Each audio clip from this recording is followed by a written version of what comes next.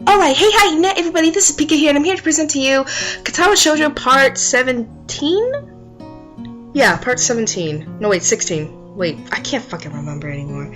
Anyway, I kind of downloaded this new shimeji, and I kind of like it better than my, previous Konoha shimeji. Yeah, I mean, I just downloaded it, and for some reason, I just found this one. I mean, it looks really well done. Plus, you know, it kind of affiliates more to Konoha, which is funny. Anyway, please tell me we get to Act 3. I swear to God, in this episode. Otherwise, I'm gonna be pissed. Alright. 2 days later, I'm feeling less miserable. I even go for a long, brisk, healthy walk like the nurse recommended, something which I had avoided and dodged with all sorts of excuses earlier. Okay, so basically last time, I guess, like, we came to terms with our condition finally.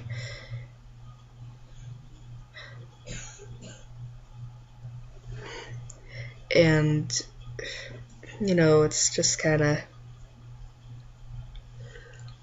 you know, and I guess we kind of experienced friend's hug? I don't know how to explain it.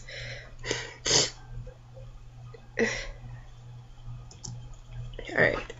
I feel more active in class as well, delighting our science/homeroom teacher, Mr. Mutao, with correct and promptly delivered answers. The break right now between the 2 morning classes is too short for any sort of meaningful activity, but too long to just spend it sitting in the classroom and doing nothing. Going out into the hallway isn't much better, but flexing my stiffened muscles is a better use of time than letting them get even stiffer by staying seated. The door of the neighboring classroom door opens, and the students of 3-4 emerge to further fill out the already semi-crowded hallway. It seems their teacher kept them in for a few extra minutes. Emmy is among them. She notices me noticing her, which almost makes me look away on reflex. I don't, however, and Emmy smiles at me as she happily skips towards me past the other students. So this is 2 days later. That's good. Emmy looks pretty energetic, showing no sign of illness whatsoever. It seems she recovered from the cold. And let me guess, Ren's sick now. Hey, good morning! Nice to see you back on your feet. Feeling better now? She looks fine to me, but I still feel compelled to ask. Yeah, just because physically they may be fine, you know, internally they may just... Thanks! And yeah, I do! It was just a cold, nothing serious! Emmy laughs confidently, as if to emphasize her condition. I wonder if... Oh my god! I'm sorry, one of the shimeji just basically just... It's like there's a cat! And I actually wonder if that's from the fucking manga. Which reminds me, I will be watching Mikako City Actors episode 4 today, but later. I wonder for a moment what would count as serious in Emmy's book. She seems to be eager to put the topic aside, though. Where are you going? After Ren's to see if she's awake yet! Yep, she is sick. Oh, she skipped the morning class? A sheepish smile emerges on Emmy's face and she gets slightly flustered. Not exactly. It seems that she caught the cold I had. Sorry to hear that. Well, she was out in the rain on Sunday with us after all. I saw her on Monday and she was feeling a bit under the weather back then, too. Yeah, anyway, I asked the nurse for some cold medication to give her if she doesn't get better soon. She leaves for the girls' dorm. I want to go with her to wish Rin well. I want to tell her that I'm better now too, but it doesn't feel appropriate. An unspecified feeling diverts my thoughts away.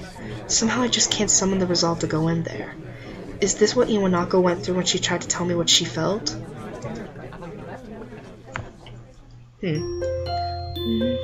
Katawa Shoujo, Katawa Shoujo, Katawa Shoujo. Oh, I think I recognize this. I don't remember though. Anyway, I will say this, I can't get the editing perfect. I mean, I've just now got it to the point where with what I read on screen, is almost timed perfectly with what I say. What are you doing?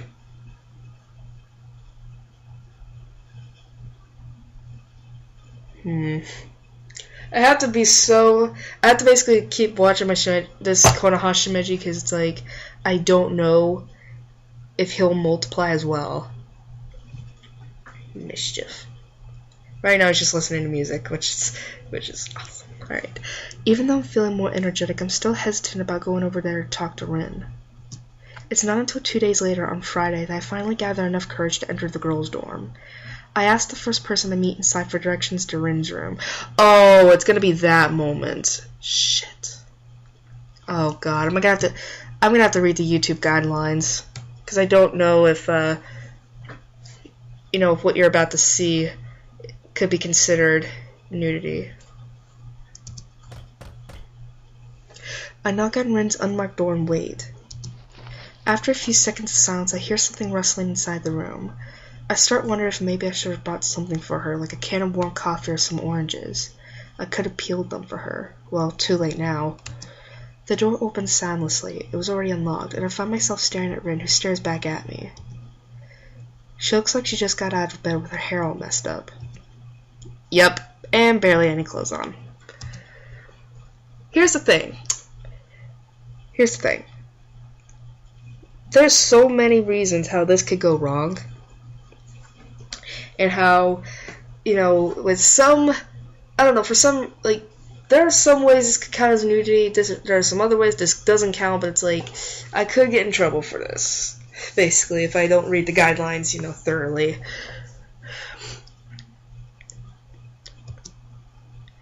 Hello! Oh, Jesus, she's high. Oh, she is high! She is high! There's a strange, stupid-looking smile on Rin's face. I'm not exactly sure why. Rin smiles so rarely that it seems to be out of place every time, especially so now, given her partially undressed state. Said state makes me feel extremely conflicted about whether or not this was a good idea. Her cheeks are flushed rose red and contrasting with the milky pale complexion of a person who doesn't get enough sunlight. Her forehead looks sweaty as though she might have a fever. Hi. Oh dear god. Now what? I didn't plan anything further than this, and Rin is staring at me with those expectant eyes of hers again. Something about this situation gives me very strange vibes. Her eyes are even more vacant than usual, and she seems to have a hard time focusing them on anything. The lack of clothing is disturbing, but since she herself doesn't seem to be bothered, why should I be? I'd be uncomfortable with this situation! I'd really be uncomfortable! I keep telling myself that. Yeah, it doesn't seem like Hisao's completely comfortable with this. It's like, I wouldn't be. And considering that Hisao is going to be a gentleman, I would assume he wouldn't be either. I thought I'd pay you a visit since you haven't been at the art club, and I want to talk with you and wish you well. Rin doesn't show any sign of recognizing what I just said, making me wonder if she actually understood my words, or if she even heard them. Maybe it's the fever making her groggy. She might have actually been asleep before I came over. Okay. She turns on a heel and withdraws from the door, walking back inside the small room. Oh god. From the doorway I can see her walk to her bed and half fall down, half sit down on the messy pile of bed sheets. The open doorway seems to be more of an obstacle in my mind than the closed door was, but since Rin doesn't say anything else, I step through it and into her room. Rin is on her bed leaning against the wall, leaving the only chair in the room for me. She keeps quiet even after I sit down, so maybe she meant to invite me in, but just forgot to say so aloud? An implied invitation, as it were. Very exciting. Nobody has visited me before. The breaking of the silence draws my attention from its room to its inhabitant, who currently seems to be in the middle of a very profound thought process. Actually, that wasn't true about visiting, but Emmy doesn't count even if she visits. She always pampers me too much. I think she's having too much fun. Well, to be honest, she kind of cares about you, so... I think I forgot how to put a bra on by myself. Oh god. Again, I'm sorry. Even my brother would be uncomfortable with this. She looks groggily down at her chest. Oh dear god. Which is probably why I don't have one on now that I think about it. Oh god. I'm sorry, I shouldn't be laughing. And to be honest, I should be comfortable with this considering I am a female myself. But god damn it, it's so uncomfortable. I have failed to notice that Rin doesn't have her shirt buttoned up either, but I try to keep my eyes strictly locked on hers. At least he's trying. It's rather evident that she's not a very body-conscious person.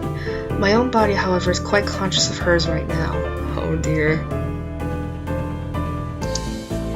She came to wake me up at 7:30 today. Can you imagine that? She pauses for a while and glances up at my dumbfounded face. On second night, you probably can. It's not like that reverse rainbow fish I tried to imagine earlier. That was hard. Yeah, well, yes, that seems like a pretty normal time to wake up if you want to go to class in the morning. I'm trying to sound as reasonable as possible to counteract Rin's unreasonable annoyance. Told her to sod off. Holy shit, Rin!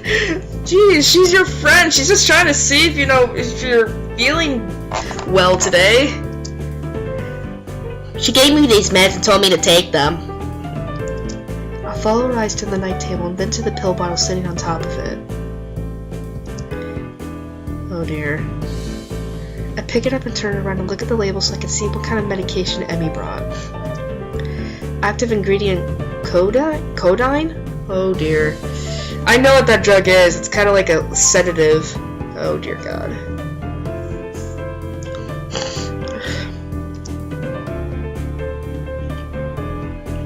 You took all of these? Wait, how many did you take? No, yes, I've been eating some since there's so many of them. Seem to make this thing not so bad. Actually, I think I'm feeling just fine. Oh dear god, don't. How many pills do you take when you've just got a cold? Like maybe 1 or 2 a day? I'm pretty sure she took 6. I have a feeling. Her head lolls round and round, making it look like she's either trying to stretch her neck muscles or possibly pass out. Oh dear. She took several of these pills? Can that be safe? At least it's bound to have some side effects, which I'm afraid I'm witnessing right now. I'm feeling just fine. I am fine. Just someone take this poison away from my head. I can't think straight. You're definitely high. The annoyed expression returns to Rin's face. It's like many of those insect things. One really big insect thing. With lots of wings. Very much color and everything. What's the word for those? Oh, never mind. I remembered. It's butterflies. She smiles slightly at her last observation.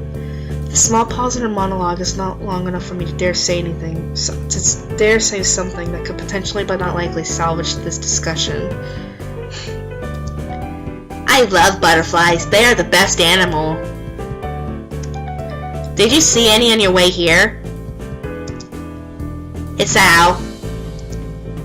She utters my name as an afterthought, possibly to make clear that she is now addressing me instead of just speaking her mind to whoever might be listening. This odd situation has left me speechless more or less since the moment Rin first opened her mouth. Now that she herself doesn't seem to have anything else to add, silence fills the small room. It makes me glance around again in an attempt to find something to talk about. Rin's room is about as small as mine. The big window, which takes up most of the wall furthest from the doors, opens to the east just like mine. It looks very normal, which strikes me as strange. I expected something more different. About a dozen paintings, most of them in Rin's signature abstract style, and a few art posters have taken up almost all the available wall space. But that's about the only real difference between her room and mine. The room is not exactly aesthetic, but it doesn't look like what I'd expect from a girl's room either. A faint smell of art, of paint and papers floating in the air. It's the same smell that the art room has. Rin isn't too concerned about being tidy, it seems. Everything she owns seems to be arranged in various piles around her room. Your room looks nice. It's an empty sentence one uses to fill empty spaces in conversations, but my wits are failing me pretty hard right now. God damn it. Basically, I just woke up just after an hour ago. Basically,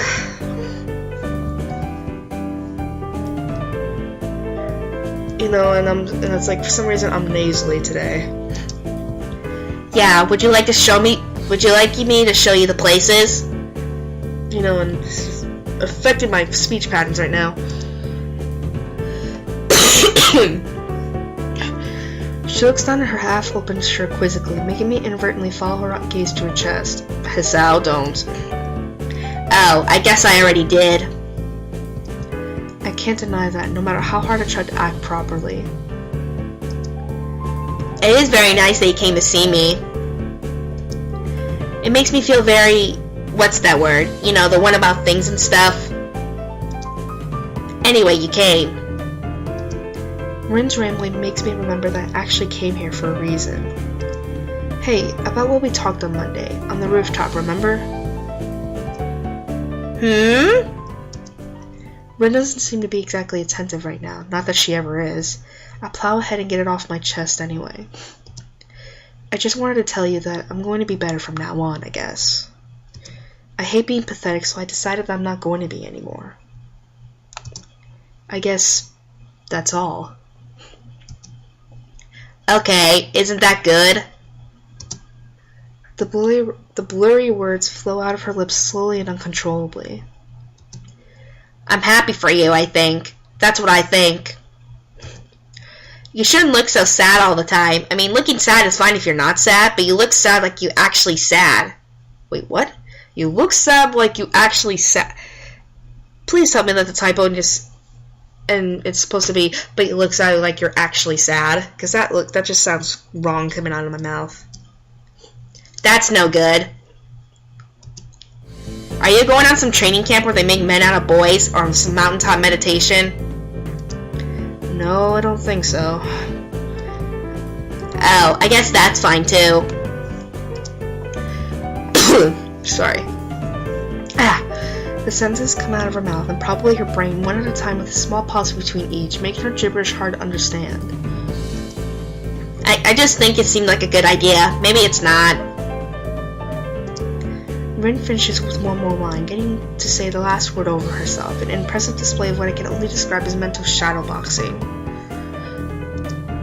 Well, I'm embarrassed of myself. Might as well tell you that I'm sorry that I said some stupid things to you last week.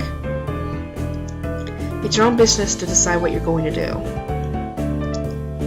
She seems to not register my words first, but then understanding lights in her eyes and she waves her head around in a way that could be interpreted as anything. It's okay! I probably said stupid things too. It's just sometimes a bit hard to keep my thoughts the way I like them. They're not very straight, at least most of the time. Not that I want to have them straight, I just wish they were at least in some shape. Round is fine too, but I need more definition. My thoughts are very messy. Messy. Okay. Yep. Oh shit. She repeats the word melancholically, then flops lying down on her bed and nuzzles her head against her pillow, shutting her eyes. Enough. Tired. You should go. I'm going to sleep again. She opens one of her eyes to look at me. Was it you who likes to look at sleeping girls, or someone else? Maybe there were many of those. I can't remember. Oh god, she is so high. I can barely remember. Like, I can remember. I've remembered things. I don't know. You can stay if you want. Oh dear. No, I'll leave. I have to do homework anyway. While he just like holds his hand up to his eyes and just like looks away. I stand up from the chair and take a step towards the door. Wait. Her request stops me in my tracks, not that I intended to scoot off right away. Oh gosh, she is so high. I look over my shoulder at the girl lying on her bed again, with the strangest kind of smile on her features. She should smile more often. I can walk you to the door. It's the least a gentleman can do. Never mind. Rin giggles like a little kid, making me beyond absolutely certain that she took far too much of her cold medication today. I've always wanted to say that. Oh gosh, she's so high. Slowly and with difficulty, Rin first rises to a sitting position again, then she stands up with even more difficulty, more slowly still. As if guided by some masculine automation, I'm guessing, my eyes instantly lower to the curve of her thighs and the... God damn it, Hassel. And that, at which my point manners forced me to lift my gaze back to Rin's eye level. God damn it, Hassel! It's getting almost too hard to do that.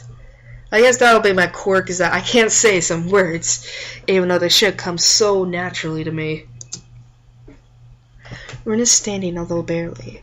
It looks like she has trouble keeping her usually decent balance. Again, probably a side effect of the medicine. Oh god. She takes an unsteady step towards me, then another small one. She notices that it's not a good idea to try to take big steps. I feel my muscles tense as I prepare to catch Rin as she falls down. Oh!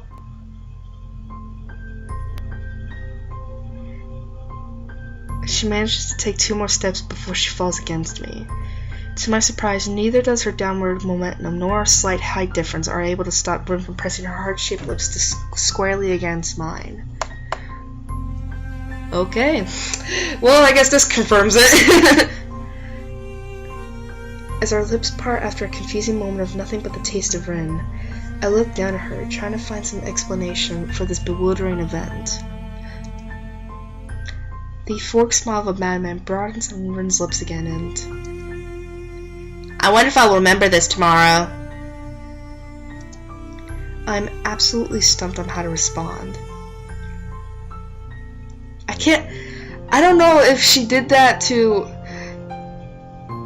you know, like for herself, or if it was the medication making her doing it so, because her response after that, like, I wonder if I'm gonna remember this tomorrow, it makes me wonder, just, did you do that of your own accord, or is it the medicine making you do that?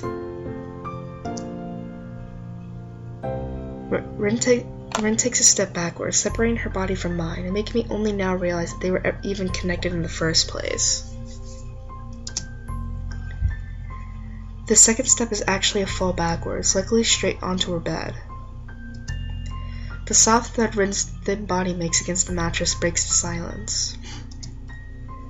I move quickly over to her to see if she hurt herself, only to be met with the peaceful face of dreaming. Rin sleeps. She is lying diagonally across the bed, somehow managing to have simultaneously fallen asleep while standing up, and fallen down in a way that she didn't injure herself. Fool's luck. I tug Rin in, covering her with the sheet as well as I can. She feels very light, even though I am not that strong. I stand up to look at her, the oval-shaped face, the pale dark eyelashes shut against the feverish cheeks, the slender body covered with the pale sheets. Rin sleeps. Conflicts, plural, churn inside of me. I think about calling a nurse to keep an eye on her, but decide against it. After taking one more glance at her peaceful face, I decide that she'll be fine. I do pocket the remaining pills, though. Just like, yeah, she's not taking any more of these after tonight. I exit the room and close the door soundlessly behind me. I exhaled deeply, only now realizing I had held my breath for the better part of a minute. Taking a moment to relax, I tried to calm down my heart, racing like a jackrabbit. Are you serious? We still... Shoujo, Katawa Shoujo, Katawa Shoujo. I'm getting really pissy that we still haven't reached Act 3. God damn it. Like, seriously. As much as, like, okay, I gotta check to see how long we've been going. 108 from 46. So just short of 20 minutes. No, wait. Alright, 46, 56. What? God damn it, this is why I should keep a timer on me. Alright, let me bring up my recording for a minute. 25 minutes, okay. Alright, so we haven't been going that long. Alright. I had trouble getting to sleep that night, so the next morning finds me exceptionally groggy. I briefly considered skipping class, but reminded myself that I was supposed to be a stronger person now. Hell, if I was tired, it's like I would have, you know, gotten a little bit more sleep.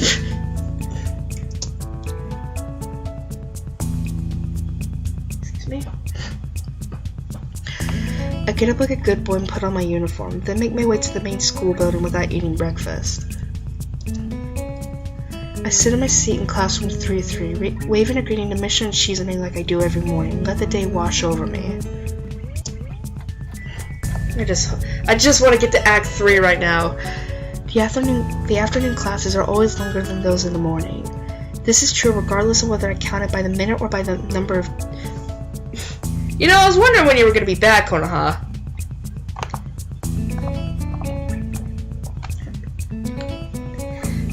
Counted by the minute or by the number of doodles drawn in my notebooks. Today I'm especially distracted as I keep thinking about Rin. Did I manage to properly tell her that I want to get better? Did she understand a word of what I was saying?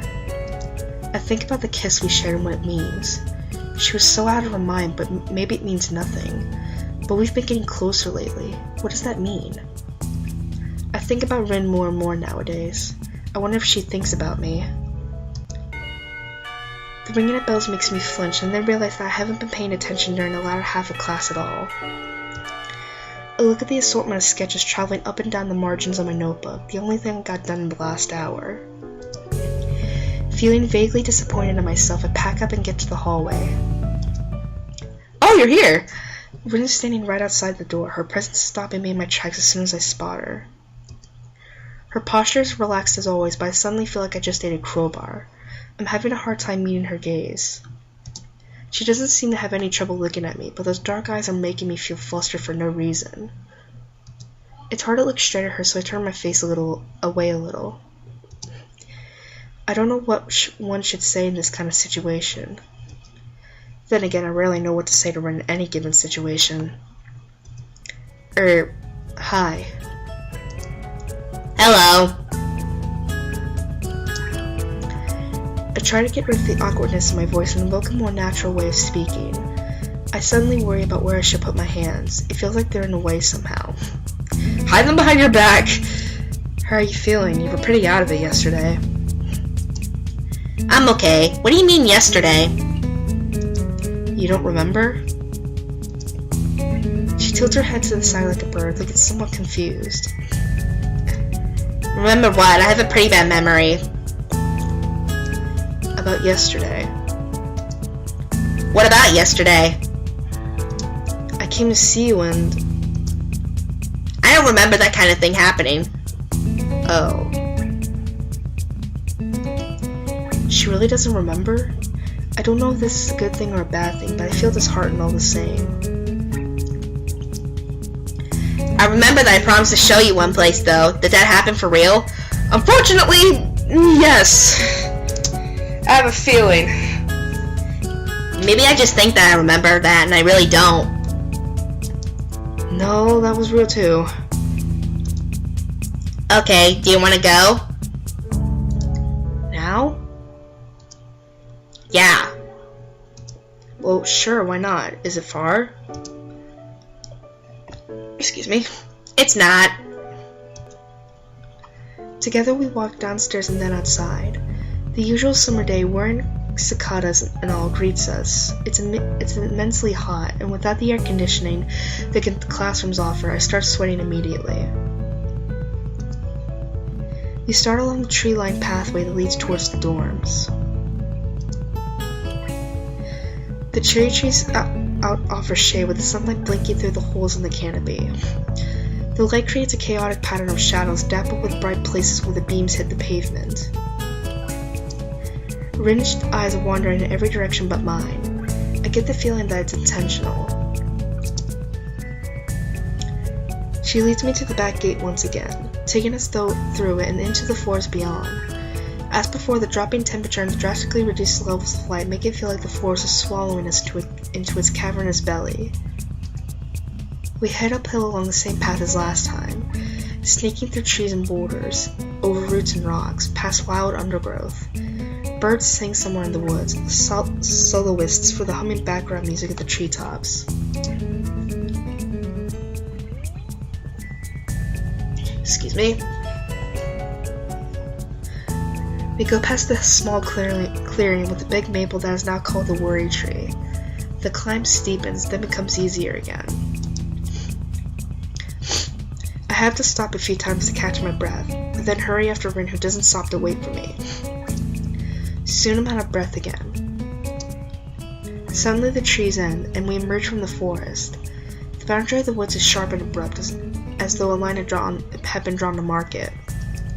The hill continues to climb up a little further ahead, but from here to the top it's a rocky meadow, patches of grass and small bushes that look like they are growing straight from the rock. We soon reach the highest point, with the forest behind us and the view to every direction opening in front of our eyes. The city lies far below and away, lazily reveling in the quiet afternoon mood. You can see pretty far from here, and the vista is beautiful. I wonder how high up we are. I breathe the fresh air and feel my heart rate slowly going back down. I think I might have overdone it a bit. A higher pulse is dangerous for me. I'm feeling fine right now, though. The wind picks up, ruffling my hair and causing the trees below us to sway. It makes the grass undulate and waves as the breeze sweeps across the hilltop. The sun shines from the open skies upon us, a few clouds passing by to shadow it. What was painful heat before is now gentle warmth. I take a good look around. The hilltop is pretty in the way nature often is, unplanned harmony and found a natural arrangement of things. The most striking feature is the bunch of small yellow flowers. They're literally everywhere in this small meadow. I can't help commenting on it. Wow, a lot of flowers. Yeah, do you know this kind? They will fly away. Dandelions? Yeah, dandelions. There are not many of them at the school because they cut the grass so often. Nobody cuts grass up here. The fragile-looking flowers will soon turn white and fluffy like cotton, and the wind will carry their seeds away. I crouch down and look at one tiny yellow flower, silently basking in the sunlight. There's not a hint of white yet, so it's still waiting for its time to be fulfilled. I brush my fingers against the delicate yellow petals, feel the soft texture of my fingertips. It feels nostalgic somehow. I hear Rin approaching from behind and stand back up to face her. She has a weird look on her face. Something on your mind? I don't know, it's just... You just look so sad all the time and become so upset so easily, and it makes me confused, and I really don't remember much about yesterday except that you came to my room, and that's why it might be because of me. So it's because of me. I think that I know why. It's because people don't really like talking to me, and you might be the same. And that will be sad. I know that people, and I'm talking about others than me too, always say that I'm strange and I talk strange things. So I thought I'd try not to say strange things, but that just makes me think more new and strange and colorful. And that was not a good word, but maybe you understand anyway, and all things. And so, if I want to say something, I don't really know know how, and then the words are not the same as the thoughts because something goes wrong on the way out. But it's not like the thoughts are really the thing I should be saying. It's more like the idea of the thought, or the feeling of the idea, or the idea of the feeling. But it's not really any of those either because there's no word for it unless I invent a new one, which is not really useful. So I've been thinking if doing things is better than saying. So maybe because yesterday I took those pills and I was feeling a little strange, I might have done something that I shouldn't. Besides, I don't even know if it would be any better if I could just say the thought. There's no telepathy. That's real telepathy isn't there. I just think it'd be terrible and useful at the same time. But right now I wouldn't mind because misunderstanding is so easy, but understanding is not. And I thought, Jesus Christ. You know, I was thinking about sneezing, but then after that I'm like, nope. I grasp her shoulder and squeeze hard to make her stop. I don't have the capacity to take all that in at once. Rin shuts up instantly. Take a breath. I'm not upset. Why would I be? I'm just a little confused, but it's alright. I'm wondering if I was making a face she doesn't like again. I guess I've been thinking about yesterday all the time. Maybe I looked weird. I wish I had a mirror with me at all times. No need to get it all said at once. I'll listen, even if you talk slower. It just came out. Sorry, I'm okay now. I just wanted to say something. I didn't mean that much. It's weird, isn't it? She looks at me with a surprisingly timid expression, one that I haven't seen before. I can't help but laugh a little.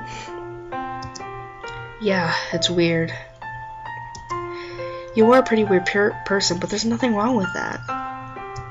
Thanks for being worried about me, but I'm going to get better. I told you that yesterday, but I guess you don't remember that either. I don't. I wonder what else I forgot. Hopefully nothing important like my own name. That'd be terrible. Well, you kissed me. I did? Yeah, you did. On the lips. I try to sound as matter of fact as I can, but I worry that I might be blushing again. Did you kick me? No, why would I do that? Then it's all good, right? It's okay, right? I didn't forget my name.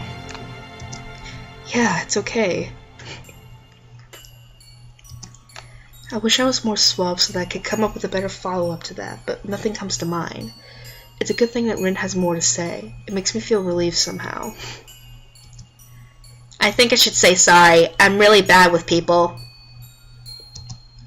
Some things are hard to understand, like jellyfish. Do you understand jellyfish?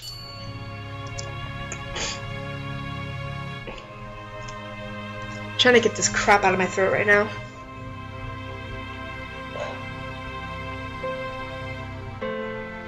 Alright, I guess not.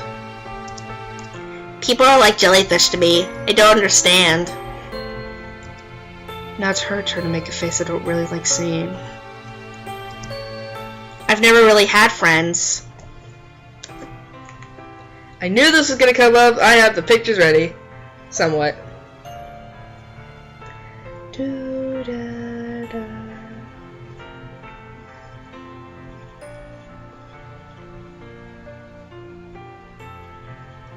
What about me?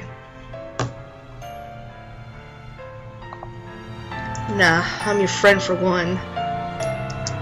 I mean, think about it. We already talk a lot to each other. We've even gotten upset at each other and then forgiven the other for it. That's what they call friendship. It's really nice of you to say that. I've always been able to tell everything to pencils and paints and paper. They're my best friends. It's harder with people. I have to use words. That's hard for me. Yeah, I know. You told me about how you forget.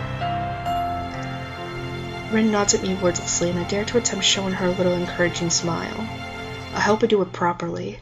She doesn't reply in any way. I feel really glad. The distance Rin puts between herself and everything else has made me feel really uneasy ever since I met her.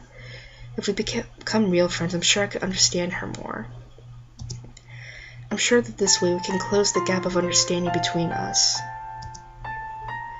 My thoughts don't transmit to Rin. She seems lost deep in thought, wandering amidst the sea of yellow flowers covering the grassy hilltop. It's just as well. Oh my god, can we please get to Act 3? Time passes, the breeze making the taller grass sway gently in time with the wind. Ren hums a little song to herself so quietly that I can't tell what it is, even if it's anything at all. A stronger gust sweeps over the hilltop, and the sound of the trees and the wind buries the song away. I check my watch, more out of habit more than anything else. It's 4:30 right now on this Saturday afternoon. Ren looks into the distant horizon with that odd blank stare of hers, as if she were looking at nothing at all. Her pupils are dark and quiet like a pair of deep, still ponds.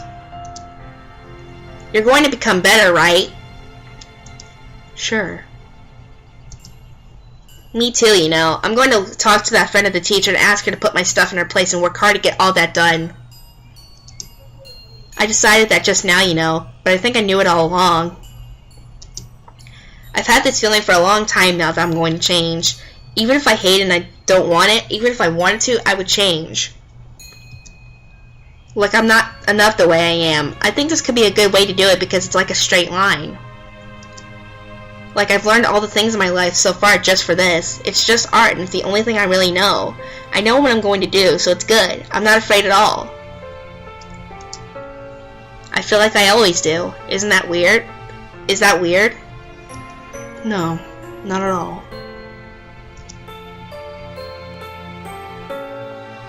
I close my eyes and give into the irresistible sensation that has been growing inside me all week long. I float up towards the surface of my own life. The pressure of being underwater slowly diminishes, the weightless sensation becomes stronger.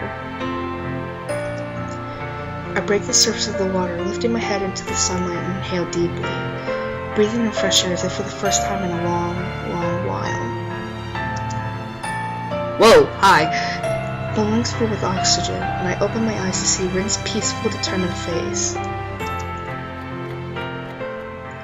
We walk down the slope carefully and slowly to avoid falling down, Rin in the lead and me a few steps behind. Rin surely can do this. Even if she can't, she's going to pull through. I'm sure that I keep my head above water too from now on. The sun sets behind our backs, setting the world ablaze in its orange glow. I keep watching the back of the red-headed girl descending the path a few steps ahead of me. If it's only this much, the distance between us is definitely within my reach.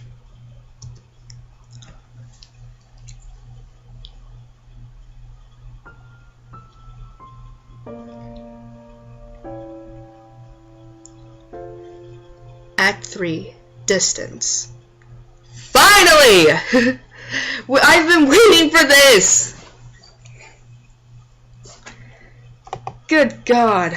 I feel like I've been...